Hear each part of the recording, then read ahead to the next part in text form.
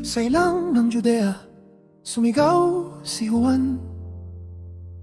Ang kanyang balahibong Amerikana ay simple, ang kanyang mga paa ay malikabok sa daan.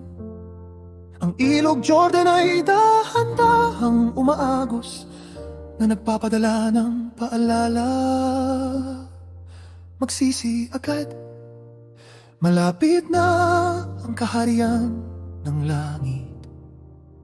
Ihanda ang daan para sa Panginoon, ituwid ang kanyang mga landas. Ang sigaw sa ilang ay gumigising sa mga puso ng mga tao. Ang mga kaluluwa ay bumabalik sa tubig na panghugas. Hinahanap ang biyaya upang baguhin ang kanilang buhay sa dahang umaagos na ilog.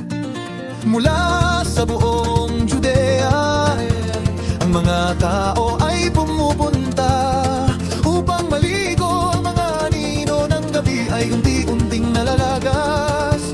Ang kanilang mga yapak ay naghahanap ng kapayapaan ng isip. Nabasilan ni Juan na paparating at binabalaan ng mga pariseo, kayong lahi ng mga ulupong, munong makayo ng mabuti. Nakalagay na ang palakol sa ugat ng puno, ang punong walang bunga ay puputulin. Huwag ninyong sabihin sa inyong sarili, ako si Abraham. Bawat pusong nagkakamali ay kailangang hugasan ng pag-ibig. Sinabi sa kanila ni Juan, binibigyang bautismo ko kayo sa tubig. Siya na dumarating na may kapangyarihan, hindi ako karapat-dapat magdala ng mga sandalya. Binibigyang bautismo niya kayo sa banal na espiritu at apoy.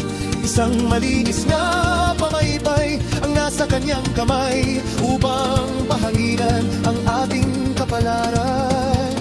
Ang mabuting butil ay napuno sa kamalig, ang ipa ay natutunaw sa apoy.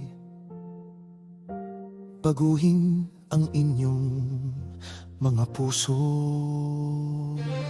Isang panawagan sa mahinang hangin, magsisi kayo at magbalik loob. Buksan ang daan ng inyong buhay para makapasok ang Panginoon.